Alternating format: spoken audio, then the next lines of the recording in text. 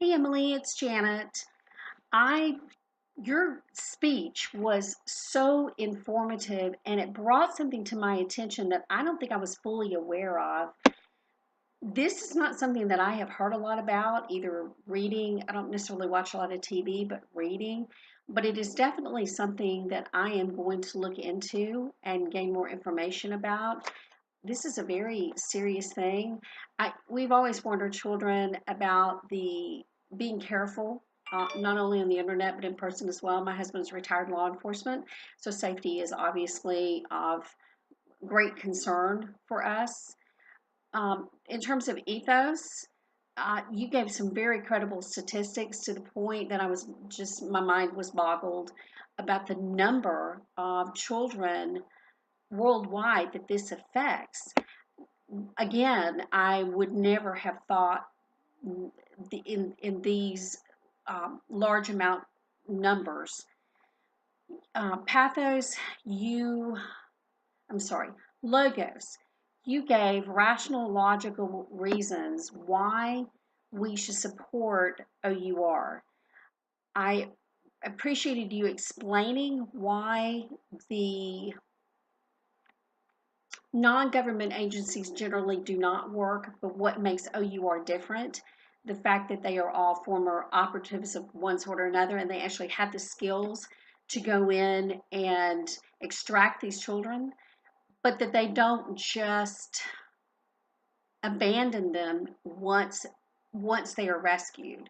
Because obviously a trauma such as that, like you said, the child may be rescued physically, but emotionally, they may not be able to return to the same family situation they were in before. Pathos, I'm a mom, so when you start talking about children and children being abused, while I'm sure there's a large number of these children who are female, this obviously would affect boys as well. My two sons who are autistic, I often worried about them because one in particular can be easily led into anything you want him to do. He, I remember him being in elementary school and another child who was very creative telling my son that he was at school at midnight helping a teacher and they were robbed and they took him up and tied him up on the roof. And my son believed every bit of this. And they had to actually tell this child to not tell him these stories because he did not have the cognitive skills to determine that the child was just really kind of playing a joke on him. And so I was worried about that with them.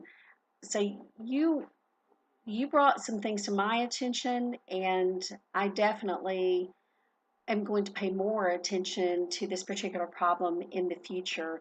I guess if I could say one thing about your speech is I've enjoyed on the previous speeches being able to really see your face and see your expressions. And because you were being filmed sitting at your computer, and I understand where your location, it was necessary to deliver this via Skype or whatever format you used.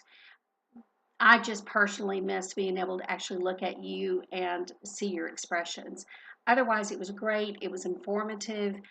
I would definitely, if I had $1,000 to donate, I would donate it to OUR. I will keep in touch.